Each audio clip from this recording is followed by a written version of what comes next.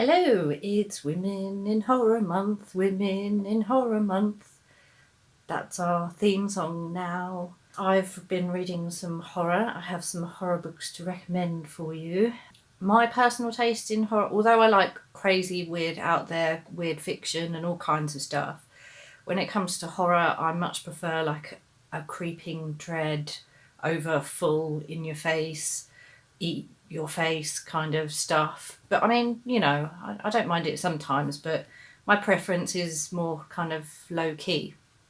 With that said, the first one I will recommend is a bit of a stretch to call horror, but I think horror fans will like it, and fans of fairy tales and dark fantasy, that sort of thing. It's Neil Gaiman presents audiobook, The Drowning Girl by Caitlin R Kiernan. She does write weird fiction and horror and things like that. This is something harder to put your finger on. It's the story of an unreliable narrator called Imp, because that's her initials, Imp, and she meets a girlfriend who is trans, and also this other girl who she thinks she either met in June or she met her in November. And if she met her in June, the story takes on a mermaid vibe, and if she met her in November, it's like Little Red Riding Hood and the Wolf and much darker. And she kind of starts with one and goes into the other. It's very peculiar. She talks about nature and like the dual nature of things and being trans, and in a really intelligent way.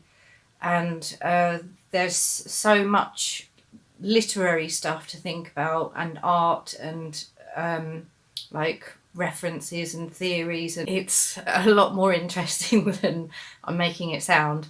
But yeah, Caitlin R Kiernan, The Drowning Girl, very interesting.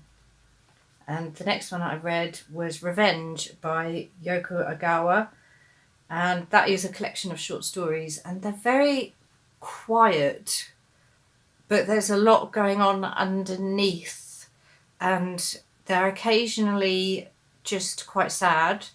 Occasionally there's a real element of eeriness, and each of the stories are connected, as in one thing will happen in one story and that particular thing will be mentioned in the next. For example, in one story it's a throwaway element that someone throws away a dead hamster in a McDonald's bin, and in the next story the main character finds it. And also is Cassilda's Song, which is an anthology all by women. If you've ever read The King in Yellow by Robert W. Chambers, these are stories that are all on that theme. The original King in Yellow is it's about bohemian, artistic, aristocratic types who the book of the play The King in Yellow makes people sicken and die or go mad or something like that. And the two that I really enjoyed in Cassilda's Song are two that kind of took that and flipped it and twisted it and gave it their own thing. And that's the story by Cheshire Burke and the one by Nicole Cushing. Cheshire Burke kind of suggests that because in the original story they were aristocratic white people, that maybe if black people get their hands on The King in Yellow, it actually has a positive effect, and it still has a negative effect for the white person. With Nicole Cushing, again, because the original was aristocratic, she kind of suggests how it could be if The King in Yellow kind of encompasses the ordinary working people, and it's totally gross, and I like it a lot. Another really good suggestion was an audiobook Little Eve by Catriona Ward.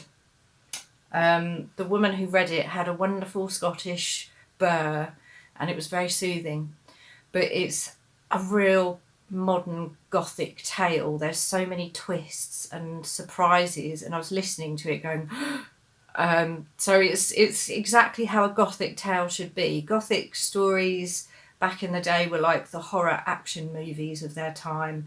So this, this is kind of taken that on board. The story starts in 1917 and goes up to 1946, I believe. There's a man with a castle in the wilds of Scotland. He's got two women who join him, and they form like a nature-based cult around the adder. But they also take in foundlings, and these foundlings don't really understand the reality of things, who their parents were, what's really going on.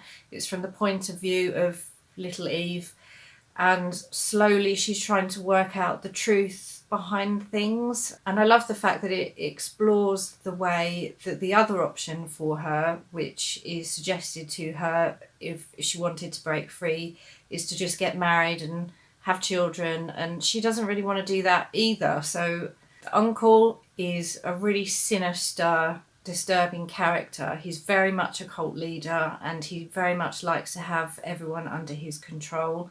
He does a thing called shunning, where if you disobey him in any way, you get shunned for however long he decides. And a really nice reflection of that is in the actual town, where people follow like Christian law or whatever. A female character has a baby out of wedlock, and she's also shunned by the villagers. So it kind of mirrors, like how different is or was society really. So yeah, it's really good, very exciting. I liked it. And finally is Body by Asa Nonami.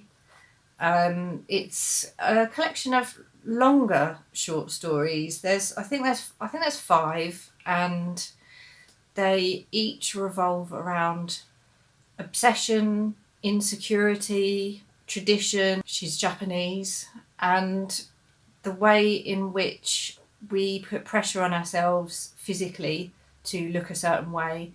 All of the stories are related to a part of the body that the character is obsessed by, and they slowly kind of lose perception on reality.